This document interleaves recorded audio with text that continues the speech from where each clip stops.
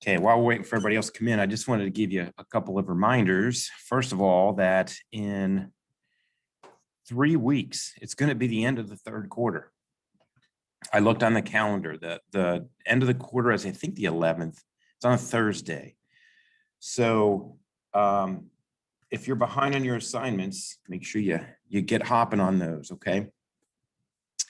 I also wanted to point out that on Sunday, that President Trump was acquitted of the charges against him for impeachment. So he was not removed from office. So I think about 95% of you, when we did that debate that Wednesday, said he should be impeached and removed. And like 60% of the American people, last time I saw was surveyed, said he should be removed from office. So there were 6 senators, and Ms. J, correct me if I'm wrong, I think there were 6 senators that crossed, or were there 7 that crossed party lines, and Republicans that voted to remove Trump from office. 6 sounds right. It was a small number. Okay, so let's get to this week's debate, and the debate is going to focus on whether or not the federal government should raise the minimum wage to $15 an hour. And I always try to pick topics that we discuss that are somehow involve the lives of my students. And I think this is probably the most direct. If you have a part-time job, this would be the most direct thing that we can apply to your daily lives. So I'm going to give you the background information, the backstory, and then we'll go through, and you'll go through in small groups and argue about whether or not it should or should not be raised. Okay. All right. Share my screen. Here we go. Okay. I'm going to run the slideshow. And like I said, give you the background information here. Okay, so just to let you know, the minimum wage has been around since 1938. So that's 80 something years. And it was part of the Fair Labor Standards Act, which was enacted during the New Deal. So this is during the Great Depression. So the thinking was you pay people a certain minimum wage, they're going to get out of poverty, and then that's going to help the entire country, and that's going to help the entire economy. Okay, so the first minimum wage was 25 cents an hour, which I didn't do the math. I don't know what that means for an 8-hour day or a 40, 44, 50-hour week. Okay, it applies to U.S. workers who are employed by companies with revenues of at least $500,000, plus workers in hospitals, nursing homes, schools, government agencies, and those who are involved in interstate commerce in their jobs. So if you run a business and your business does less than $500,000 a year, you don't have to pay your workers minimum wage. But I want you to think about that for a second, because if you're going to be competitive, you're not going to, what is the minimum wage in Ohio? $8.40. You're not going to pay $3 an hour because nobody's going to come work for you. So even though the minimum wage doesn't apply to every business, in a sense, it does apply to every business, because you want to, like I said, you want to have good workers. So you have to be competitive with their wages. Excuse me. I had friends when I was in high school. They worked at my friend's grandfather's florist, and they made minimum wage was $3.25 an hour. They made $2 something. It was like $2.80. So they were allowed to, because they were farm workers, they were paid less than the minimum wage. There are no automatic raises with the minimum wage. It is not tied to the standard of living. And if you don't know what standard of living is, that's the amount of money that's needed to cover your basic expenses, such as housing, food, paying your taxes, and healthcare. Okay, so there are no automatic raises. So what has to happen in order for the minimum wage to go up and to keep pace with inflation, the rise in prices, is that a government has to take action. Okay, and we'll look at the different actions taken by governments in the last 10 years in a couple of minutes. Okay, it's been raised 22 times by, how many presidents did I have there? Oops, I can't see that. Okay, so here's the original federal minimum wage, it's 25 cents an hour. In a year, it was raised 5 cents an hour. Again, this is the federal minimum wage. Okay, when I was working, let me get to me here. This was me, $3.35 an hour. I remember when I got above $4 an hour for my job, I felt like I was on easy street. I was paying for my college then and my car, gasoline, all that kind of stuff. So $4.25, it was easy street. But now you can see that, right, it has been raised since 2009 and it's $7.25. Okay, now you might be asking yourself, if it's $7.25, why is it more than that in Ohio? We'll get to that in just a second.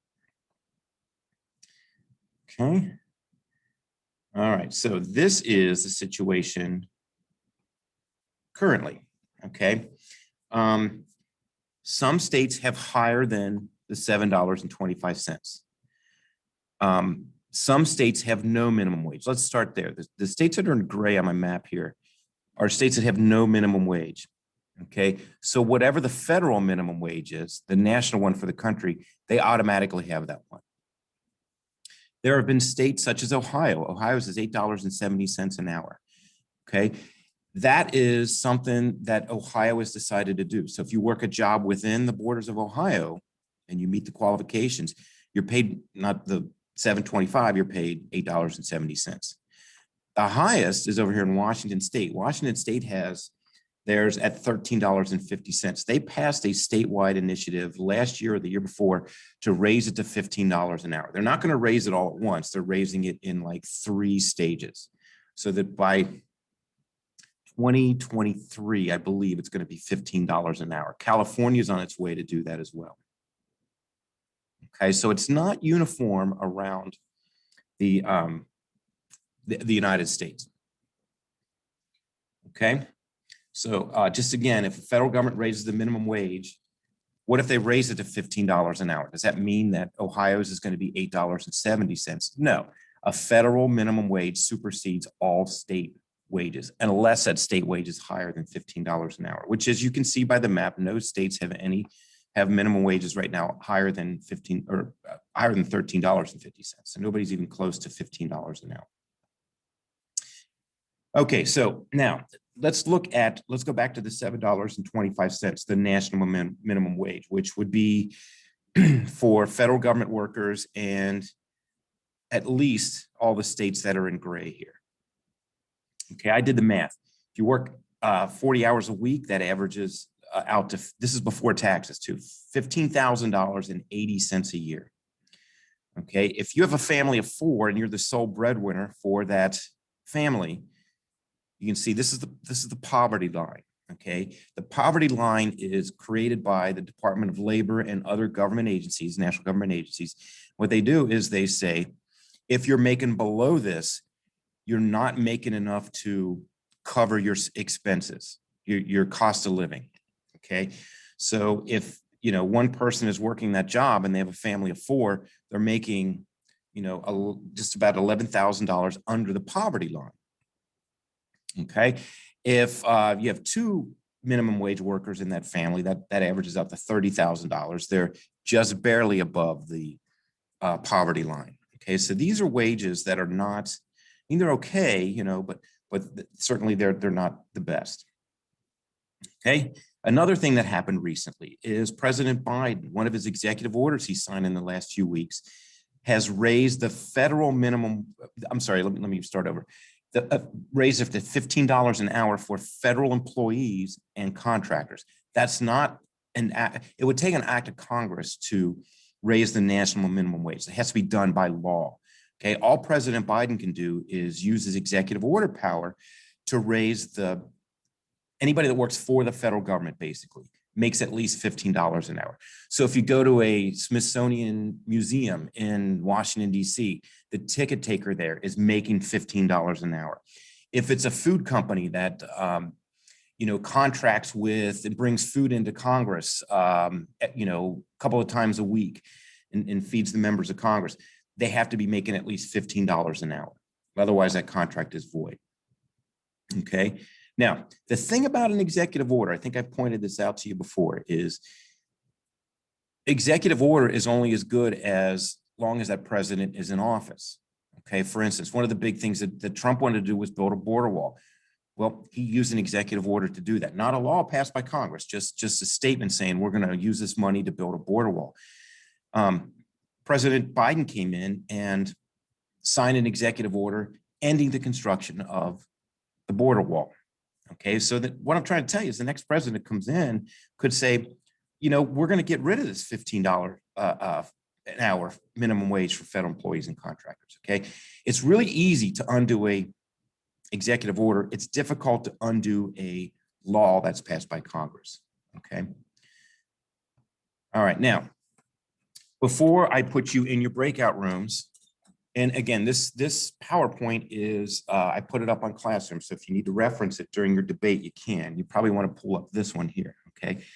Let's look at some arguments in favor. I did 4 of each, in favor and against raising the minimum wage. Okay. Because this is something that kind of splits the American public down the middle. It's about 50-50. Okay. Here are the arguments in favor. Okay. It could inject $22.1 billion, just that's net, that's plain dollars into the economy. Okay. Meaning that raise in wages will give people more buying power. Okay. Because they'll have more money. And generally, if people have more money, they spend that money. And it could create 85,000 new jobs over a 3-year phase-in period. Okay. $85,000 jobs is a lot of jobs, but usually, even in an okay economy, the economy is creating 150,000 new jobs each month. Okay, so that's over a 3-year period. So I just want to put that in perspective. That's not a very, very good number. It could reduce the number of non-elderly, anybody under 65, living in poverty by around 4.6 million. So this would include families and as well as the workers. So if the workers, if parents have children, by the way, the biggest number of people in poverty, the biggest age group in poverty in our country are children under 18. That's obviously the age for children, but people under 18 are in poverty more than any other group in the United States. So if their parents earn more money, it's going to pull them out of poverty, could pull them out of poverty. And if people aren't in poverty, then the government isn't spending money on food stamps and rent assistance and stuff like that. So the amount of money that we would spend on welfare programs by the federal government would go down. Okay. It also increases the spending power of minimum wage workers. We covered that one. So it's going to inject 22.1 billion, could inject 22.1 billion into the economy. Okay. Now here are some arguments against raising the minimum wage. And this isn't just, both of these are not, in favor and against, aren't necessarily tied to the $15 minimum wage. It's just arguments in favor or against ever raising the minimum wage. Okay, first one is businesses may lay off employees. And because, especially a smaller business, they might not be able to afford, let's say they have 20 people working for them. So now if they have to pay their workers, instead of $8 an hour, they have to pay them $15 an hour. They might say, well, we have to let 3 workers go in order for this business to stay in business and to continue making a profit. Okay, so it could raise unemployment levels. And by the way, the stuff I've read about that, I've read economists say it does raise the unemployment levels, and I've heard economists say it doesn't raise the unemployment levels. So that issue is kind of murky. That one isn't clear and cut. It could also, second argument, it could also increase poverty. So instead of firing workers, A boss might say, well, I don't want to let 3 workers go, so I'm going to cut everybody's hours. So instead of working 40, you're going to work 30, 32 hours a week. You're going to work one less 8-hour day. Okay, so that's something that could happen.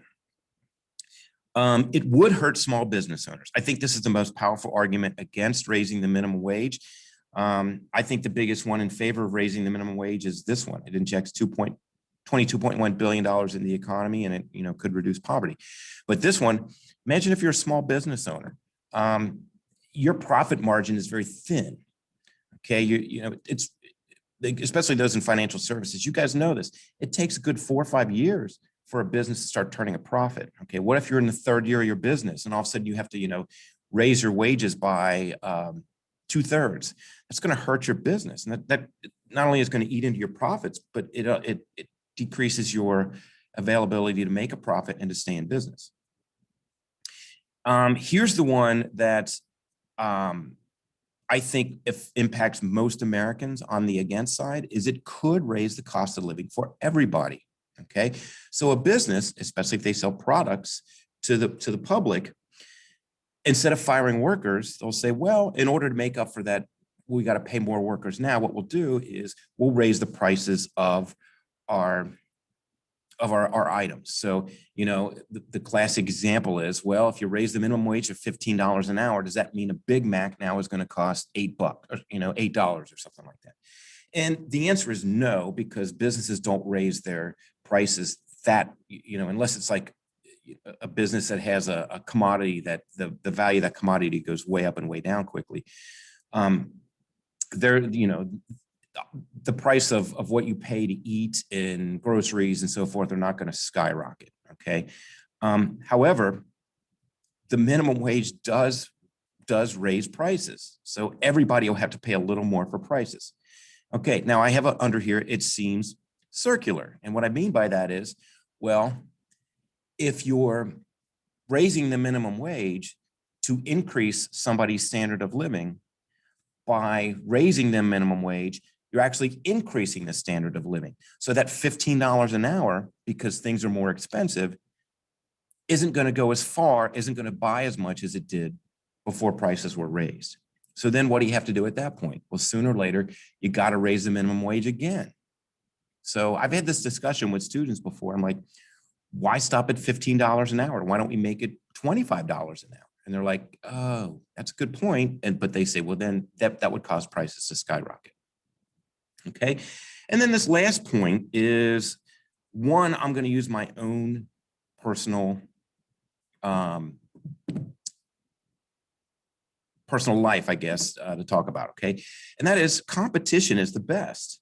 Our minimum wage in Ohio is $8.40. Okay, I have 2 sons that work part-time. They're in college. My older son just got hired at Meijer. He's making $14 an hour, starting out at Meijer. Why are they paying that much? Why don't they just pay minimum wage? Well, if you say, we're going to start you off at $8.50, he would have said, nah, forget about it. I don't want to work here. I'm going to work somewhere else where I'm going to make more money. So what they do then is they raise their minimum wage anyway, despite, the minimum wage being $8.70. Really, the minimum wage, for him working at Meijer is more, instead of, and he's got some experience, so he's going to work, like I said, $14 an hour, but, somebody might start out at $12. I think you see that in some places that advertise are really desperate for workers.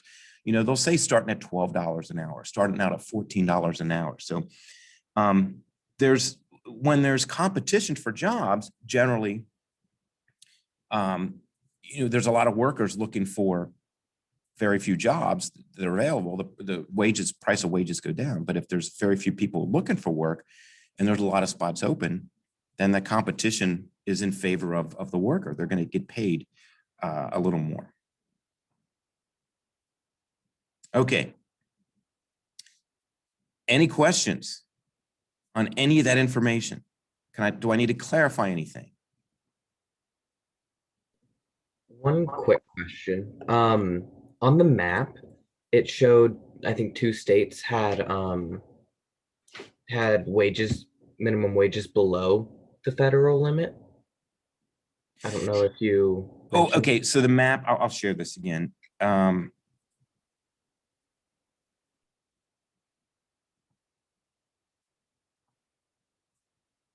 here we go. So you're looking at these percentages up here, right?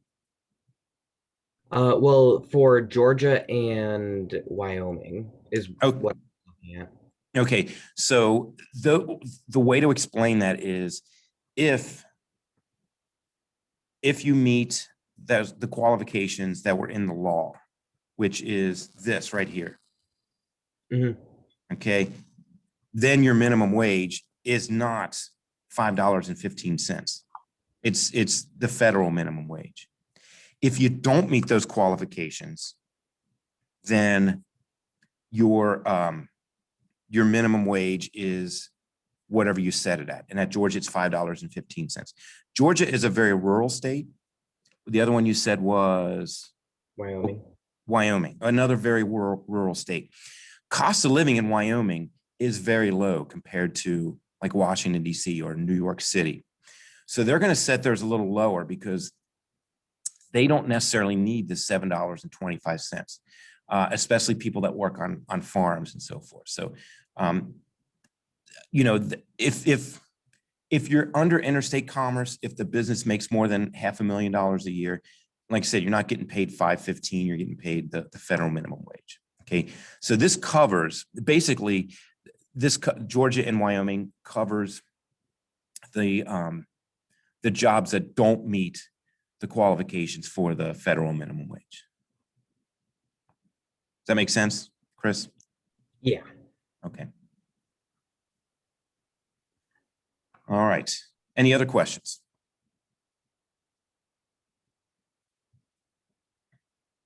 All right, I'm going to put you guys in breakout rooms.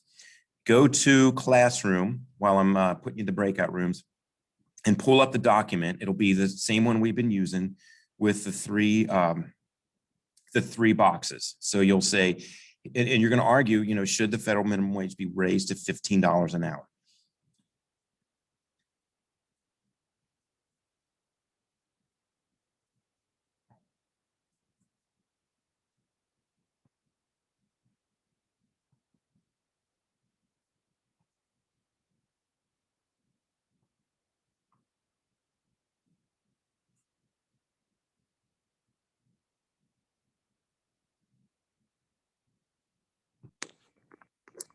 Okay, welcome back, everybody. So let's do our usual wrap up. What do you think? Should it be raised to 15? Or should it be raised to 20? Or should we not have one at all? What do you think? I think it's being raised was the general consensus.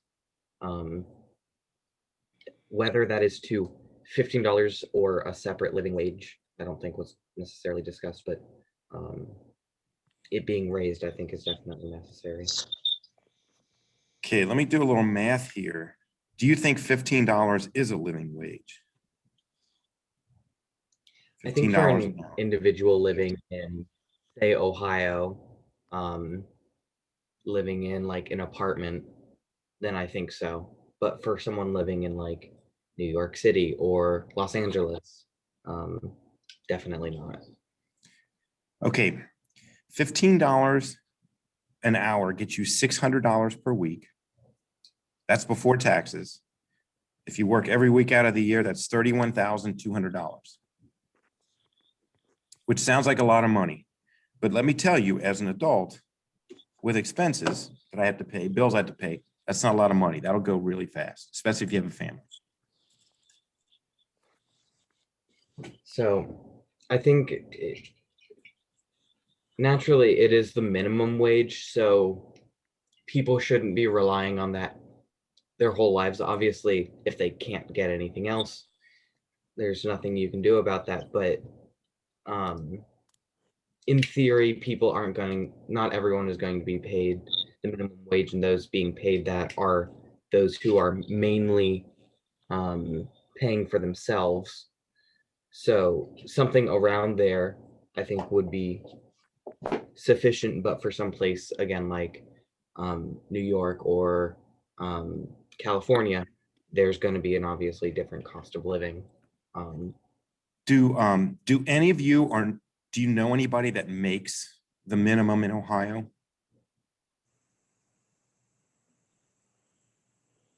I technically do.